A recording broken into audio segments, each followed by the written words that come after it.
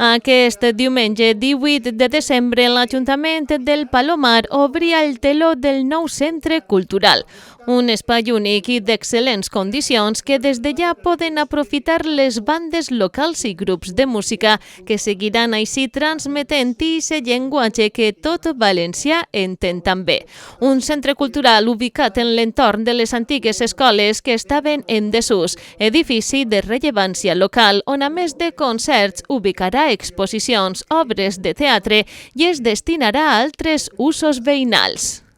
Palomar és un poble molt actiu, té moltes festes, hi ha moltes celebracions, tenim dos bandes i entonces feia falta un auditori que jo crec que queda molt bé, de 206 butaques, per vora 600 habitants que té Palomar, jo crec que és un auditori, serà un auditori de referència en la comarca. Jo molt content de lo ràpid que ho han pogut fer gràcies a les aportacions de la Diputació de València, dels seus plans, i veure que avui la gent ha respost i tindre les dues bandes tocant juntes, claro, és una emoció molt gran. Com som la banda primitiva i la banda nova, estar avui així tocant, jo crec que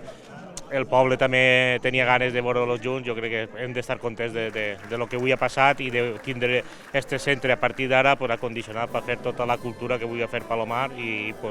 la setmana que ve continuem el fi d'escola, l'escola de música, el fi de curs dels xiquets, que és una infraestructura que feia falta.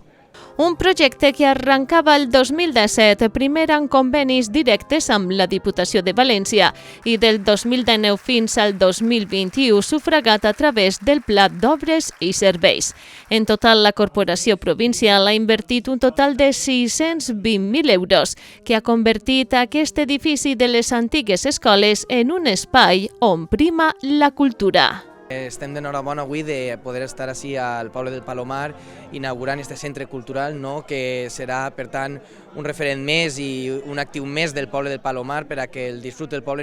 i que és una aposta al final també, en aquest cas, exigint des dels pobles i en aquest cas des de la comarca de la Vall d'Albaida que s'invertisca en els nostres pobles. Aquesta és una realitat també gràcies en el seu moment als convenis que es va signar i impulsar per part del president Jorge Rodríguez de la Diputació de València, i que ara després també, gràcies a l'esforç de l'alcalde Palomar, Jordi Vila, i del seu equip de govern, junt als diferents plans d'inversions de la Diputació que des dels pobles reclamem s'han anat fent, i per fi avui és una realitat. I en aquest sentit donar-li l'enhorabona a tot el poble del Palomar i al seu alcalde i al seu ajuntament per tindre aquesta nova infraestructura.